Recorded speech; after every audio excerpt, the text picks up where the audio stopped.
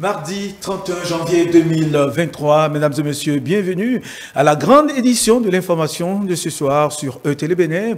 Et vous le savez, 48 heures après l'accident de circulation survenu de l'autre côté de Dassa ce dimanche 29 janvier, les blessés poursuivent leurs soins intensifs au niveau des centres hospitaliers dans lesquels ils ont été évacués.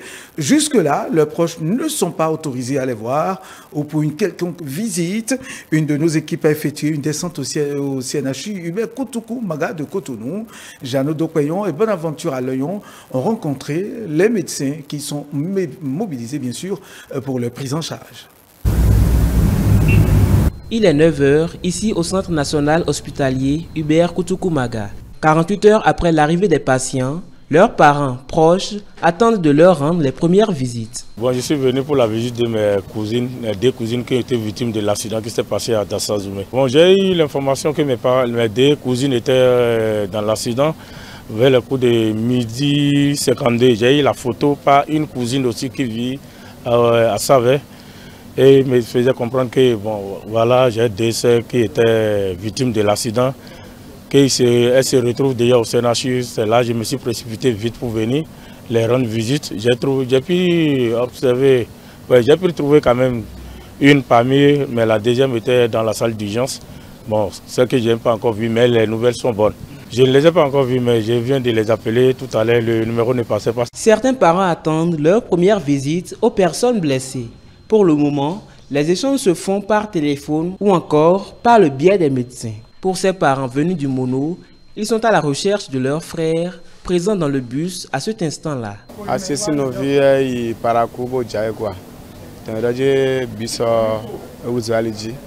C'est le petit frère à ma femme qui revenait de Parakou. Depuis le dimanche, c'est aujourd'hui que nous avions appris que son bus a pris feu et nous avons quitté le village pour savoir dans quelle situation il est. Nous l'avons appelé depuis hier, ça sonne mais il ne prend pas.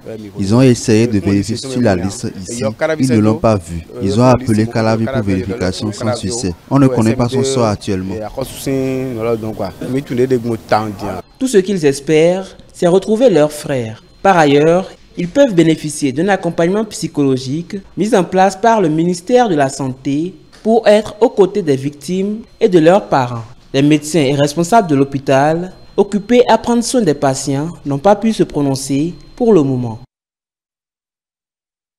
Oui, prompte réaction du gouvernement du président Patrice Talon pour apporter assistance et soins gratuitement aux 23 voyageurs qui ont survécu au drame de Dassa Zoumé ce dimanche 29 janvier. Quelques citoyens interrogés à Parakou nous confient ce qui suit. Moi d'abord quand même de présenter mes condoléances les plus attristées aux familles éplorées et à tous ceux-là qui sont blessés entièrement pris en charge, que Dieu les aide à sortir de ce cauchemar. C'est l'un des plus tristes événements. Condoléances d'abord à tout le peuple béninois et aux familles éplorées plus particulièrement. Je crois que nous-mêmes, au niveau de Parakou ici, nous reprenons cela à notre compte pour présenter aussi nos sincères condoléances à tout le peuple béninois qui a vécu tristement cet événement et particulièrement aux parents des victimes de cet événement. Et comme c'est la volonté de Dieu, nous n'avons pas le choix que de compatir. On ne peut que remercier les uns et les autres pour la prise en charge que le gouvernement a décidé, le deuil que la compagnie a pris. Et nous osons espérer qu'on prendra les dispositions pour que plus jamais on ne vive ce genre de drame de cette manière. On est content avec le gouvernement, avec le changement. Sa tête, notre père, notre maman, Patrice Talon, on est content. On est content de lui. Comme c'est arrivé.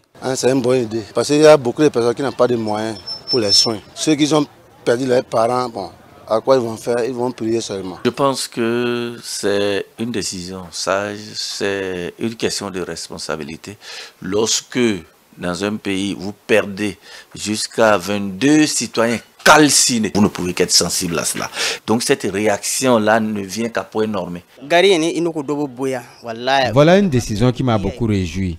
Même nous autres chauffeurs, nous avons été très contents d'entendre cela du gouvernement. Que Dieu accorde la grâce à nos gouvernants de tout faire dans la paix. Eh ben, il faut dire qu'en attendant l'issue de l'enquête ouverte par le gouvernement pour comprendre les causes de cet accident, certains s'en réfèrent aux prédictions du TOFA 2023. TOFA 2023, c'est bien sûr la consultation géomancique annuelle sur les prévisions de l'année 2023 pour le compte du Bénin. Eh bien, ceux-ci ont donc, ils s'en réfèrent à cette prédiction de TOFA 2023 pour comprendre la survenance de ce drame. En effet, certains signes issus de la consultation du TOFA 2023 pour le compte de l'année, bien sûr, ont annoncé des accidents de circulation. Nous nous sommes donc rapprochés, une équipe de Télé Bénin, bien sûr, s'est rapprochée de quelques spirituels pour avoir leur lecture de ce drame, le point de leur intervention avec Modeste. Tous. Plusieurs pertes en vies humaines, des dégâts matériels, tristesse dans les familles un peu partout, sont tout autant de conséquences issues des nombreux cas d'accidents de circulation observés depuis quelques jours au Bénin. Face au cas le plus alarmant, survenu ce dimanche 29 janvier 2023, on se rappelle encore des prescriptions du TOFA 2023 qui en appellent à la prudence. Dans son signe secondaire, le Losomeji, le FA annonce des urgences urgentes sur tous les plans, mais également des situations de pleurs. Pour quelques spiritualistes rapprochés, ce drame est déjà prédit par le FA. Un jour, on est, un jour, on part. Donc, et chacun a son sort. Ce qui est arrivé, c'est pour nous tous au Bénin. Et le Bénin entier est éploré. Tout le monde était sensible à ce drame. Et nous tenons à dire simplement que les Béninois doivent revenir à la réalité. Et le FA l'a prédit, le FA l'a dit qu'il y aura beaucoup d'accidents, surtout le 29, le 30 et le 31. Ils ont même précisé ces dates. Donc voilà que effectivement le 29, il a eu ce drame et nous tenons quand même à dire à tout un chacun de nous que quand le FA dit quelque chose, il faut s'y prendre. Le WEFA de cette année a tout dit. Il a parlé des accidents, des drames. On a débuté la nouvelle année il n'y a pas longtemps et déjà tout ça. Nous implorons les divinités et le Créateur pour qu'ils soient nos protecteurs parce que le FA a déjà prédit. Les Béninois doivent cependant revenir à la réalité. Ils sont donc invités à faire les sacrifices nécessaires pour que les 11 mois restants de l'année soient fructueux, et ceci peu importe la religion. Il faut que chacun de son côté aussi fasse des sacrifices nécessaires. C'est vrai, les prêtres du FA ont fait le sacrifice pour le pays, mais individuellement, vous, quel sacrifice vous avez fait? Parce que même s'il a eu ce drame, ce n'est pas tout le monde qui est parti. Il y a des gens qui sont restés vivants. Donc, c'est pour dire qu'il faut se protéger. Il faut savoir que quand le FA vous fait des prédictions pour un pays, ce pays doit prendre vraiment les choses au sérieux. Et nous pensons que nos autorités vont comprendre par ces drames que quand les prêtres du FA se lèvent chaque année pour faire le TOFA, ce n'est pas de la plaisanterie, mais c'est quand même pour attirer leur attention pour que des pareilles situations ne se passent plus dans le pays. Donc, il est très important que chacun de nous apprêtons, que nous protégeons et que ce à quoi chacun croit que la personne en profite pour se protéger. Il faut le dire, ce n'est que nous sommes dans le premier mois, il nous reste encore 11 mois à parcourir. Imaginez tout ce qui pourrait se passer si chacun ne se prend pas au sérieux. Quand on consulte le FA, il faut qu'on fasse les rituels, les sacrifices afférents. Donc tout ça agit. Je ne vais pas dire que c'est ça qui a agi, hein, mais il faut que nous prenions nos responsabilités, que ce soit du côté du gouvernement et aussi de nous, aussi la population et les spécialistes. Les usagers des routes sont invités à plus de prudence et à respecter la vitesse de conduite recommandée. L'accident aussi se fait au salon. Quand tu te lèves et tu cognes la chaise comme ça, c'est déjà d'accident. Donc l'accident n'a pas un contre. Mais nous avons des échappements au danger.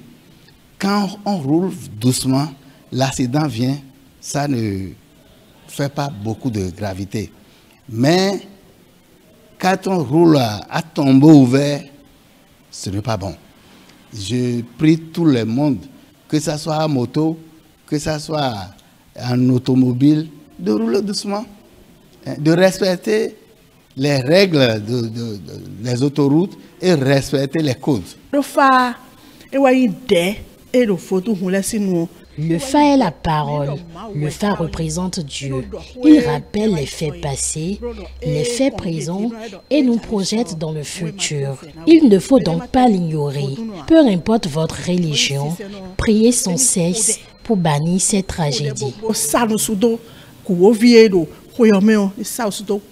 La prière et les sacrifices s'avèrent indispensables, mais le respect du code de la route se révèle encore plus important.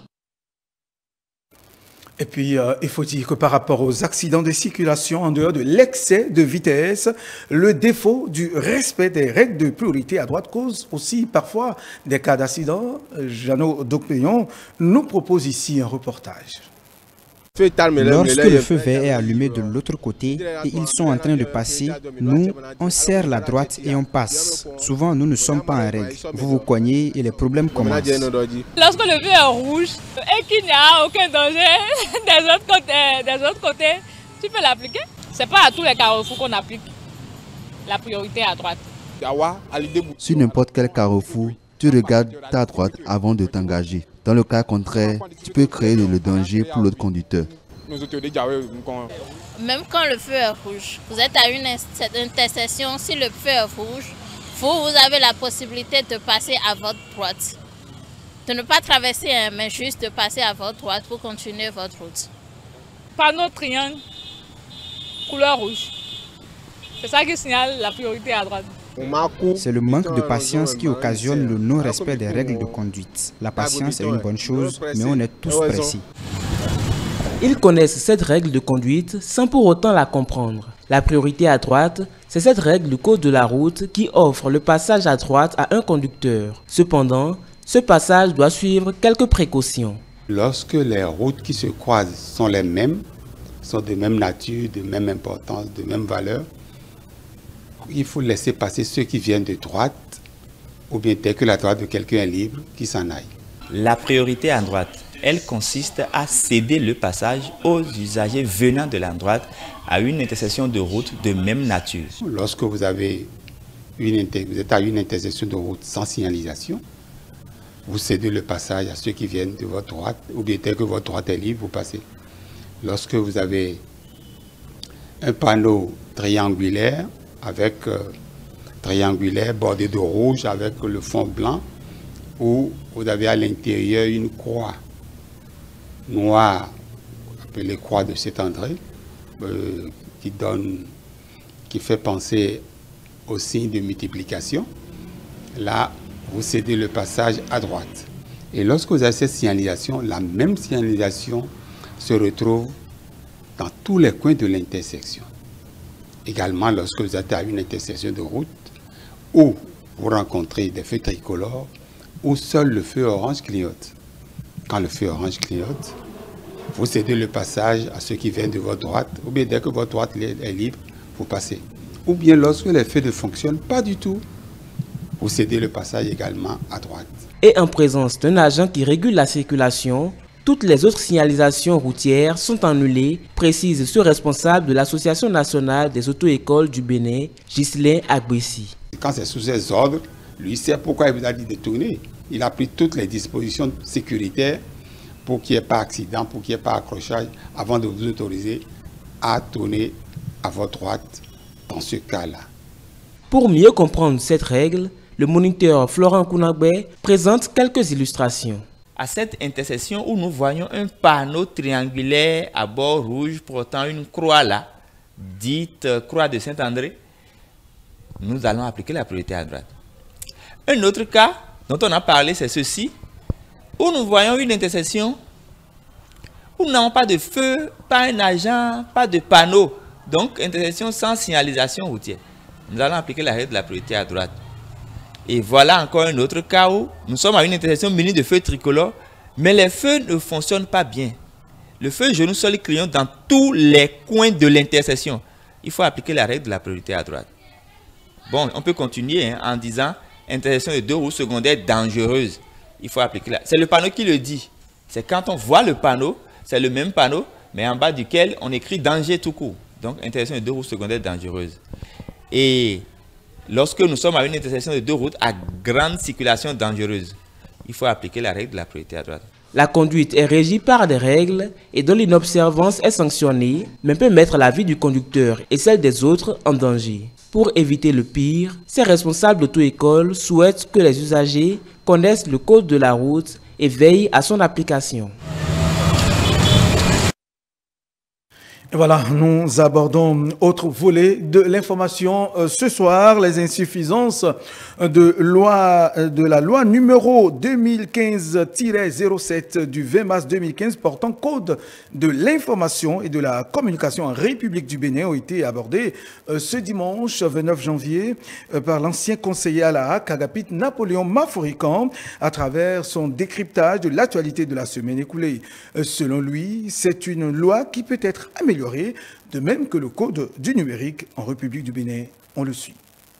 Cette loi a été inspirée par le cabinet du ministre de la Communication depuis le début des années, sur le ministre Gaston Zossou, par exemple. Donc, quand on parle du ministre Gaston Zossou, remonté en 2003, 2004, 2005. Cette loi a fait le tour. C'est aller vers les associations professionnelles, c'est aller à la HAC, c'est retourner vers chaque association. Chacun a apporté.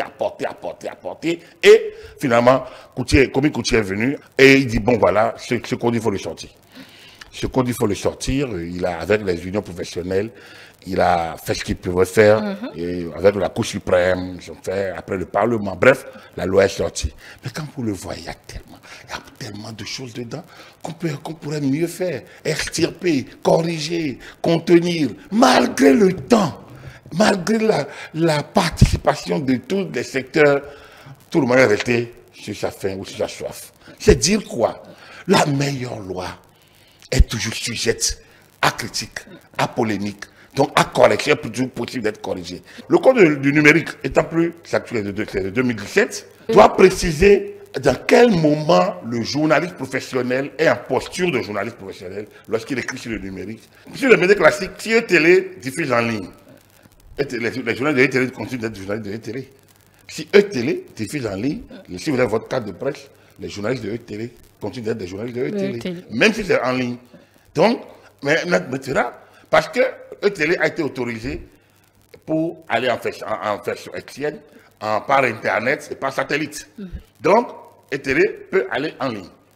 Et donc, ces journalistes sont protégés. S'ils sont journalistes de E-Télé, détenteurs de la carte de presse. Vous êtes journaliste lorsque vous êtes détenteur de la carte de presse. Alors, quelle est la bataille de la carte de presse? Et là également, vous voyez, la Cour constitutionnelle a statué en termes de quitus fiscal. Parce que la loi a prévu que quand les gens font la requête, il y a un temps. Est-ce que la loi a prévu que quand les gens font la requête de la carte de presse, ils doivent l'avoir en étant donné? Non. Donc, il y a ces éléments qui ont manqué et qui créent un peu de confusion. Cotonou est depuis ce mardi 31 janvier 2023 l'épicentre de plusieurs réflexions des acteurs et défenseurs de l'environnement. Leur préoccupation majeure est de trouver les voies et moyens pour renforcer les dispositions existantes, coordonner l'élaboration des rapports du cadre de transparence renforcé pour les secteurs énergie, agriculture, foresterie et d'autres affectations de terre. Mathieu Boko et Prudence Koussouron étaient au lancement du projet. Responsable du ministère du cadre de vie et du développement durable, gestionnaire de projets experts, partenaires opérationnels à Cotonou pour procéder au lancement de l'initiative de renforcement des capacités pour la transparence CBIT.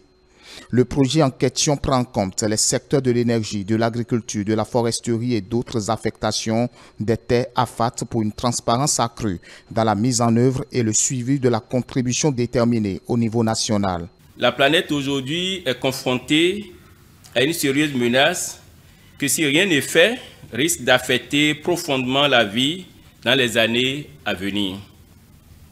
C'est pourquoi il urge qu'une réponse coordonnée soit organisée par tous les acteurs impliqués dans cette lutte pour parer au plus pressé. Il faut donc renforcer les dispositions institutionnelles pour mieux coordonner l'élaboration des rapports du cadre de transparence renforcé et pour les secteurs de l'énergie et de la FAT, une vision que partage le représentant résident de la FAO. Les résultats attendus du projet concernent essentiellement la mise en place des dispositions institutionnelles efficaces en vue d'une meilleure transparence, le renforcement des inventaires de gaz à effet de serre et la mise en place d'un outil de suivi de l'avancement de la contribution nationale déterminée et de la transparence. Pour gagner ces paris, la FAO réitère et s'engage à apporter son soutien technique au gouvernement du Bénin et à tous les autres acteurs. Pour offrir le développement durable nécessaire à l'humanité, le combat doit être collectif, rappelle la représentante du ministre du cadre de vie. À tout ce qui précède s'ajoutent les mesures d'interdiction de la déforestation, de la destruction des mangroves et la mise en place de projets de reboisement intensif qui concourent à accroître le potentiel de séquestration de notre pays. En d'autres termes, l'initiative qui sera conduite dans les domaines de l'énergie, de l'agriculture, de la foresterie et d'autres affectations des terres n'est pas une volonté isolée, mais elle complète les actions et interventions en cours et apporte une visibilité aux différentes réponses apportées par le Bénin aux défis des changements climatiques, rendant encore plus crédibles les efforts du gouvernement dans la mise en œuvre du PAG pour un développement durable et résilient. L'initiative de renforcement des capacités pour la transparence vient œuvrer pour la transparence climatique, pour mettre fin aux méfaits des changements climatiques. Et nous mettons un thème à cette édition par cet élément qui nous vient de nos collègues de la CGTN pendant les vacances du Nouvel An chinois de cette année. 308 millions de voyages intérieurs ont été effectués, soit une hausse de plus de 23% en glissement annuel et plus de 88% par rapport à 2019. La province de Sichuan, dans le sud-ouest de la Chine, a attiré 54 millions de touristes, ce qui en fait la plus populaire de tout le pays. Un coup d'œil, sinon un projecteur sur cette ville, ces endroits beaucoup plus prisés des touristes par nos collègues, je le disais tantôt, de la CGTN. Cette année, le Nouvel An chinois a correspondu au premier jour férié après l'assouplissement des politiques relatives à la Covid-19. Cela indique une forte reprise du marché du tourisme. Dans la province du Sichuan, de nombreux sites touristiques ont atteint la limite de leur capacité. Cette province a accueilli 54 millions de touristes et les recettes touristiques ont atteint 3,5 milliards de dollars, soit des hausses respectives d'environ 24% et 10% par rapport à 2022. L'année dernière, nous ne pouvions vendre qu'une centaine de collations par jour, mais maintenant on peut en vendre plus d'1 millier. Il y a beaucoup plus de visiteurs et nous gagnons davantage d'argent. Le village de Sheuyi, dans le district autonome de Bechuanxiang, a conservé les coutumes uniques du Nouvel An chinois de l'ethnie Xiang. Cette atmosphère festive attire les touristes de tout le pays. Je suis originaire de la province du Liaoning dans le nord-est de la Chine. J'aime beaucoup mon séjour dans ce village si prospère et si beau. Je prévois déjà de revenir à nouveau pour apprécier la charcuterie et boire du thé. Tout est vraiment intéressant. Le village de Sheuyi propose 23 lieux de séjour chez l'habitant. Ces derniers ont reçu 15 000 visiteurs pendant les vacances, en hausse d'approximativement 40% en glissement annuel. Notre objectif cette année est de faire du village une zone touristique d'un niveau supérieur, de développer des produits agricoles distinctifs et d'aider les villageois à continuer à accroître leurs revenus. La reprise du tourisme pendant les vacances du Nouvel An chinois a également stimulé les entreprises locales. Les entreprises clés de la province du Sichuan ont enregistré des ventes à hauteur de 680 millions de dollars, dépassant ainsi la même période en 2019. Et ce sera tout pour ce soir, mesdames et messieurs. Merci pour votre aimable attention. Pour vous qui nous retrouvez sur l'ensemble de nos plateformes digitales, n'oubliez pas que nous sommes sur le site internet www.etelebénin.com, sur notre page Facebook ETélé en direct, notre compte Twitter ETélé Live, notre chaîne YouTube ETélé et en direct via notre application iOS et Android. ETélé avec vous, pour vous.